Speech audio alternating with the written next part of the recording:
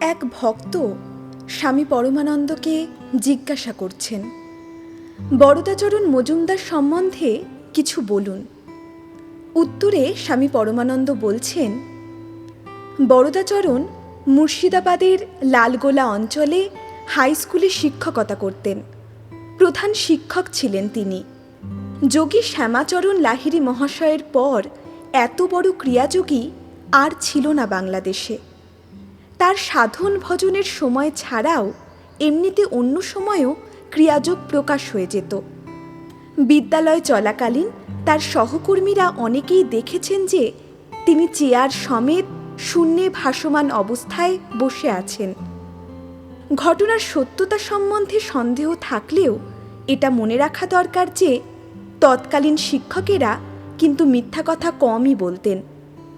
বরদাচরণের যে শুধু নিজেরই আধ্যাত্মিক শক্তি লাভ হয়েছিল তাই নয়, তিনি প্রয়োজনে উপযুক্ত বুঝলে অপরের মধ্যেও আধ্যাত্মিক শক্তি সঞ্চার করতে পারতেন। তৎকালীন বহু বিপ্লবী যুবকের তিনি কুলকুণ্ডলিনী শক্তি জাগ্রত করে দিয়েছিলেন।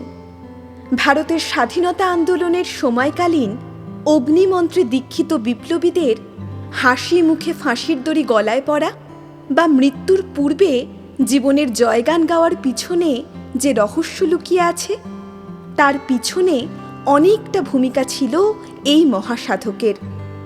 ঘটনার নেপথ্যে লোকচক্ষুর অন্তরালে বরদাচরণই তৎকালীন বিপ্লবীদের প্রেরণা যোগাতেন। নামকরা বিপ্লবী বলতে যাদের তোমরা চেনো, তাদের সকলেরই বরদাচরণের সঙ্গে যোগাযোগ ছিল।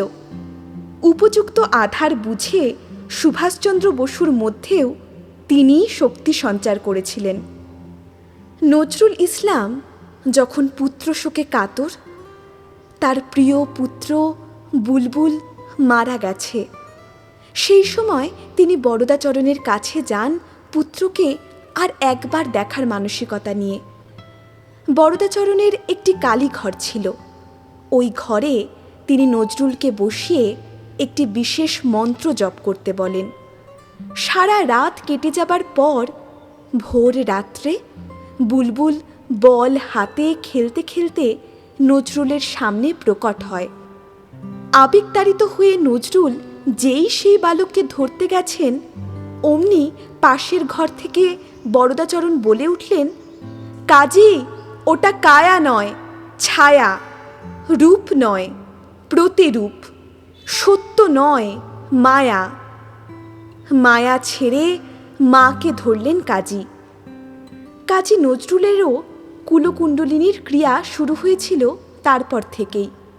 কবির শ্যামাসঙ্গীতগুলি শুনলেই বোঝা যায় যে তিনি সাধনায় কতটা আত্মনিমগ্ন হয়েছিলেন। কিন্তু দেখো, কবির মধ্যে এমন একটা বাউল ভাব ছিল, তিনি ঠিকই বুঝতে পেরেছিলেন যে শ্যাম আর শ্যামতত্ত্ব একই। এই সহজ কথাটা কত মানুষ বুঝতেই চায় না বা বুঝতে পারেও না। যাই হোক, আমি যখন হিমালয়ে ঘুরছিলাম, তখন একবার ঘুরতে ঘুরতে এমন স্থানে এলাম যেখানকার কথা কোনো মহাত্মা কদাচিৎ প্রকাশ করেছেন। স্বামী বিশুদ্ধানন্দ যে স্থানকে বলেছিলেন জ্ঞানগঞ্জ। যাই হোক, সেখান থেকেই পৃথিবীর ভালো মন্দের হিসেব রাখা হয়, চিন্তা করা হয়, সিদ্ধান্ত নেওয়া হয়, প্রতিকারও করা হয়। ওখানে গিয়ে দেখলাম প্রাক স্বাধীনতা যুগের ইস্টার্ন জোনে ওদের মনোনীত বা পাঠানো লোক হলো বরদাচরণ মজুমদার।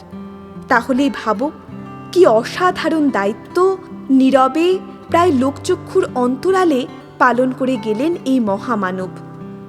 এই জন্যই তো আমি প্রায়ই বলি যে একজন দধিচি কেন, কত শত সহস্র দধিচির আত্মত্যাগ রয়েছে জগতে, আর কত মহাত্মা যে নীরবে কত কাজ করে চলেন, কে তাদের খবর রাখে? প্রচার সর্বস্ব ধর্মপ্রচারক আর কতটা কাজ করবে? প্রকৃত কাজ অন্তঃসলীলা প্রবাহের ন্যায় নিরন্তর হয়ে চলেছে। সে কাজের আদি নেই, অন্ত নেই।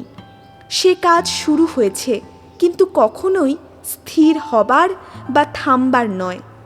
লীলা চিরন্তন, কিন্তু একঘেয়ে নয়। তাই তো এর নাম লীলা।